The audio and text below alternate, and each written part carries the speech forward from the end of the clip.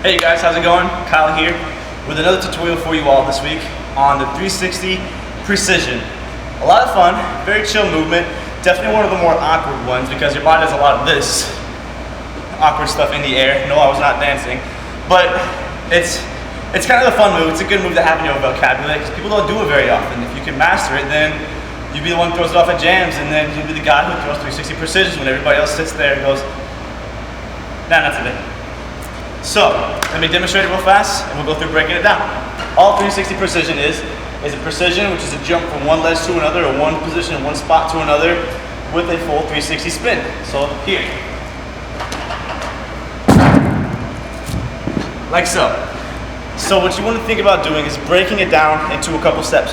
Put it into 2 parts, then put it into 3 parts, put it into 4, 5, however many you need so you fully understand it. So, the first part is forward jump with a half turn. Boom, just like that. Pretty simple, not too hard.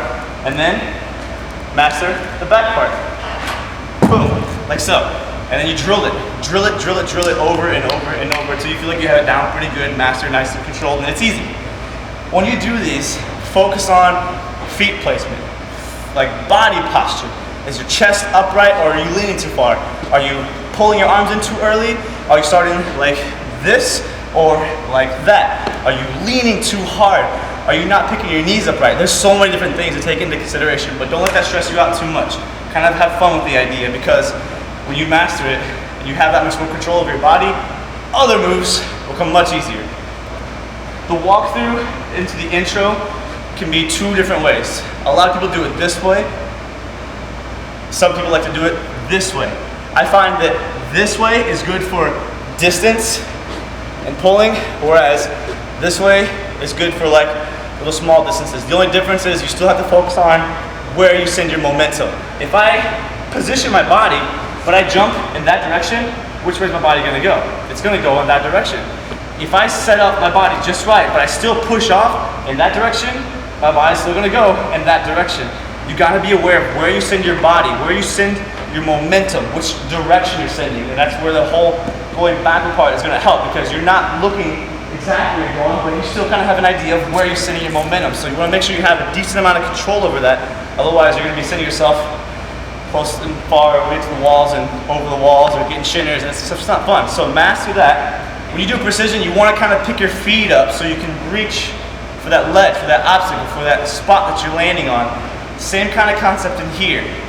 So you can take this motion, and when you jump, you're gonna go out as you pull in, and when you pull, you're gonna be kind of like off axis, hopefully not, hopefully more upright, but as you go chest forward and arms out like this way, when you pull this way, when your body's in this position, you're gonna start rotating that way.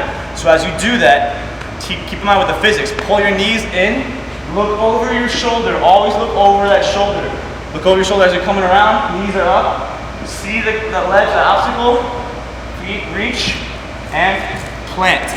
It should all kind of happen naturally, but it takes time to work it up. As I mentioned before, master the first half. So you got the jump forward, the half turn, like so, and then you got the jumping backward, the half turn. So the jump forward one's gonna be pretty easy. It's just like a precision with a half turn, but the back one, this is where you're gonna gain that whole ability to control your precisions. So that first part's easy, get into it, half turn, piece of cake. Now the finish. Start with your back facing the obstacle. This is gonna teach you to look over your shoulder, and it's gonna teach you to pay attention to where you're sending your upper body, because your upper body is the leading portion of this movement. So focus on that. Look over your shoulder so you can see how much further you have to go.